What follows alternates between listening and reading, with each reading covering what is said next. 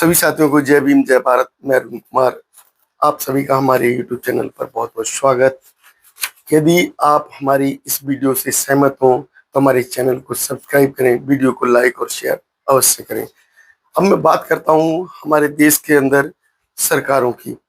अभी चुनाव का प्रचार जोर शोर से चल रहा है बिहार के अंदर, और जिस समय चुनाव प्रचार होता है सभी पार्टियां बढ़ चढ़कर हिस्सा लेती हैं, बढ़ चढ़कर अपने प्रमोशन करती हैं कि हम क्या करेंगे क्या नहीं करेंगे, हम उस प्रदेश का विकास करने के लिए किस तरीके से नीतियां बनाएंगे और किस तरीके से हम विकास करने में सक्षम हैं। तो अब अगर बात की जाए तो अभी जो बिहार का चुनाव है, उस बिहार के चुनाव को लेकर हम बिहार की 76 साल के बाद की स्थिति देखते हैं। 76 साल के उस इतिहास को ढूंढते हैं जो बिहार अब तक शिक्षित नहीं हो पाया। हम उस बिहार को देखते हैं जो अब तक बिहार विकसित नहीं हो पाया। हम बिहार के उस वातावरण को देखते हैं जो कहीं तक विकसित नहीं दिखाई देता। तो हम कैसी सरकारों को लेकर आते हैं, कैसे अपने देश के अंदर उस शिक्षा की बात करने लगते हैं। अगर हम बात करें तो अभी जो सरकार है बीजेपी सरकार, और बिहार के अंदर बीजेपी सरकार का जो 10 साल का जो पीरियड निकला है वो किस तरीके का पीरियड निकला है, हम किस तरीके की सरकार बनाना चाहते हैं। हम अगर अपने देश का विकास करना चाहेंगे तो पढ़ा लिखा मुख्यमंत्री बनाएंगे, और पढ़ा लिखा मुख्यमंत्री होगा तो विकास की नीतियां भी बनाएगा। हम अगर देश के अंदर अच्छी पार्टी लाएंगे तो अच्छी नीतियां बन सकेंगी। हम अगर उस 87% आबादी जो कि बिहार में SC ST OBC की है, उस सोच को लेकर अगर मुख्यमंत्री बनाएंगे, सरकार बनाएंगे, तो हमारे लिए काम भी उसी तरीके के होंगे। गौमूत्र का सेवन करने वाले सरकार बनाएंगे, पूजा पाठ की तरफ ले जाने वाली, अंधभक्ति की तरफ ले जाने वाली सरकार बनाएंगे, तो निश्चित है हमारा विकास रुक जाएगा। हम शिक्षा की जगह आडंबर पाखंड उस तरफ चले जाएंगे। अब बात की जाए शिक्षा के आधार की, बात करी जाए विकास की, तो अभी जो सरकार है हमें किसको वोट करना चाहिए और किसको चुनकर लेकर आना चाहिए। हमारे देश की 70% जनता गरीब है। 70% से ज्यादा ही जनता गरीब है, कम नहीं हो सकती। और गरीबी की स्थिति में एक गरीब जनता को क्या क्या देना चाहिए और क्या क्या गरीब जनता को सुविधाएं मिलनी चाहिए। उसको फ्री शिक्षा मिलनी चाहिए, उसको फ्री स्वास्थ्य के लिए साधन मिलने चाहिए, अर्थात हॉस्पिटल और शिक्षा के नाम से स्कूल और नीतियां, और उसको जो है रोजगार मिलना चाहिए। लेकिन क्या हमें सोचना है कि अभी वर्तमान सरकार 10 साल के पीरियड में, केंद्र सरकार 11 साल के पीरियड में हमें क्या दे पाई? क्या हमें उन्होंने शिक्षा दी? शिक्षा के नाम से पूरे देश में कहीं भी कोई भी एक भी प्राइमरी स्कूल खोला क्या? शिक्षा के नाम पर उन्होंने कोई ऐसी नीति बनाई जो गरीब के बच्चे का विकास हो सके?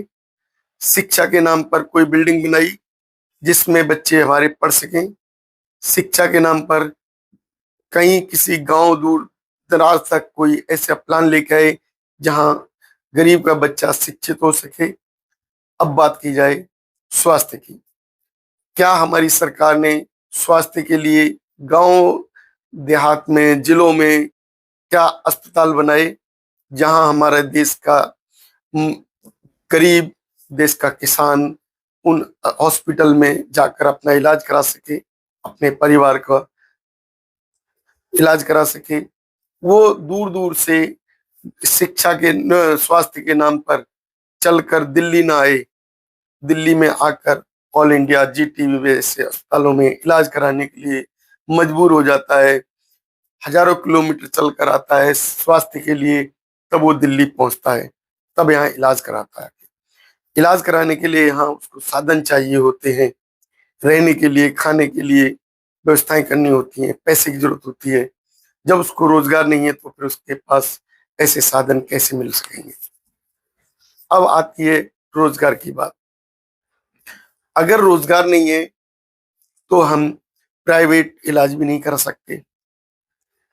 प्राइवेट इलाज के लिए हम कहीं प्राइवेट हॉस्पिटल में नहीं जा सकते। दूर दराज तक प्राइवेट अस्पताल या सरकारी अस्पताल में चलने में, आने में दिक्कत होगी, क्योंकि उसके लिए ट्रांसपोर्ट की जरूरत होगी। हमारे यहाँ ट्रांसपोर्टेशन भी बहुत महंगा हो गया, क्योंकि डीजल पेट्रोल के रेट अधिक हो गए, उससे ट्रांसपोर्टेशन महंगा हो गया, किराया महंगा हो गया। तो गरीब आदमी अधिक किराया लगाकर भी दूर दराज से नहीं आ सकता। अब रोजगार, अगर रोजगार नहीं मिलेगा तो परिवार अपने आप ही गरीब हो जाएगा, उसको शिक्षा और स्वास्थ्य की सुविधाएं नहीं मिल सकेंगी। वो बेरोजगारी की स्थिति में अपना उसी दरिद्र जीवन को जीने में मजबूर हो जाएगा, और जब तक उसका स्वास्थ्य रहेगा तब तक वो जी सकेगा।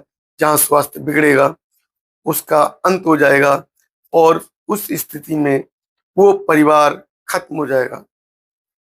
क्योंकि जिस परिवार का मुखिया नहीं रहता, जिस परिवार का वो व्यक्ति खत्म हो जाता है जो परिवार को चलाने के लिए सक्षम होता है, मजदूरी करता है, मेहनत करता है, किसानी खेती करता है, अगर वो खत्म हो जाएगा तो फिर वो परिवार भी खत्म हो जाएगा।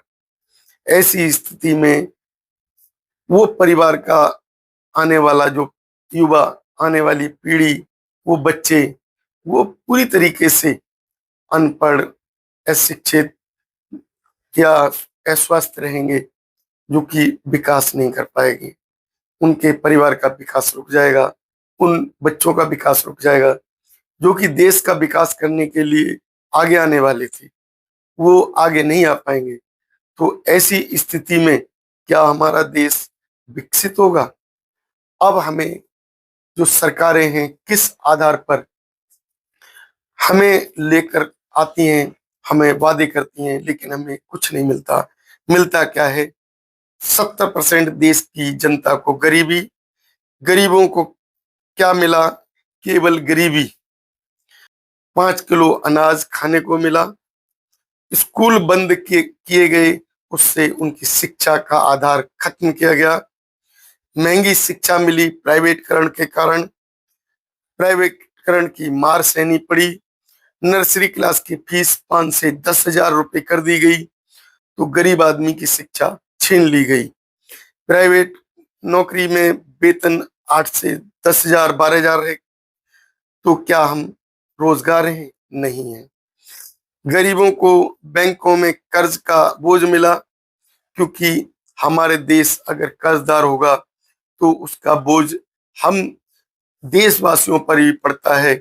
उसका जो बोझ देश के हर गरीब पर पड़ता है, क्योंकि महंगाई बढ़ जाती है, और महंगाई का जो बोझ है वो हमें ही उठाना पड़ता है।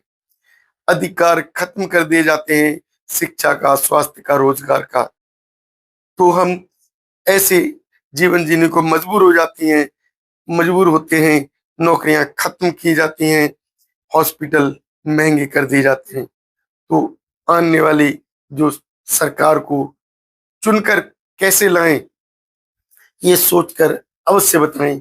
और एक नजर उत्तर प्रदेश के उस 20 साल के पीरियड को डाल लें। 20 साल के पीरियड में जो सरकार उत्तर प्रदेश में दी थी बीएसपी ने, बहन मायावती जी ने, वो सरकार, उसने शिक्षा के लिए हजारों हजार स्कूल बनवाए, गांव गांव में उन्होंने प्राइमरी स्कूल खोले और टीचरों की भर्ती की। लेकिन अभी वर्तमान सरकार नगण्य है, ना तो कोई स्कूल खोले, उल्टे स्कूल बंद किए, और टीचर 11 साल से कोई भर्ती नहीं किए। अब अगर बात की जाए स्वास्थ्य की, तो बीएसपी की सरकार में जिले जिले में हॉस्पिटल बनाए, डॉक्टर भर्ती हुए, और उसमें स्वास्थ्य की सुविधाएं मुहैया कराई गई। वर्तमान सरकार में अभी तक वो जीरो है। रोजगार की बात की जाए, जो बीएसपी सरकार में 23 जिले बनाए गए थे और भरमार नौकरियां निकाली गई थी, अन्य रोजगार के साधन दिए गए थे, लेकिन अभी वर्तमान सरकार में सरकारी नौकरियां खत्म कर दी गई, कोई साधन नहीं है। नौकरियों के वो पोस्ट भी खत्म कर दिए गए, प्राइवेटकरण कर दिया गया। तो हमें सोच समझकर सरकार चुननी है। सरकार हमारे लिए है, हम सरकार के लिए नहीं। सोच समझकर अपना वोट दें। और मैं खासकर उस बिहार की जनता से कहना चाहता हूं कि अपना वोट देने से पहले हमारा वीडियो अवश्य सुनें। अगर आपको हमारा वीडियो पसंद आए तो उस हिसाब से अपना वोट दें। नमोदय, जय भीम।